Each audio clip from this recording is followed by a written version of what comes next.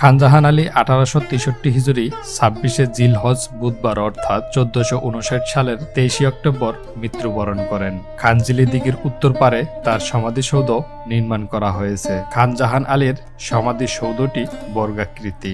সৌধের প্রাচীর 25 ফুট উঁচু এবং এর ছাদে রয়েছে একটি গম্বুজ। এই সমাধিসৌধের ভিতরে একটি পাথরের বেদিতে হযরত খান জাহান আলীর মাজার অবস্থিত। দারগাহ বা মাজার স্থাপত্য শৈলীর সাথে 60 গম্বুজ মসজিদের বেশ মিল রয়েছে।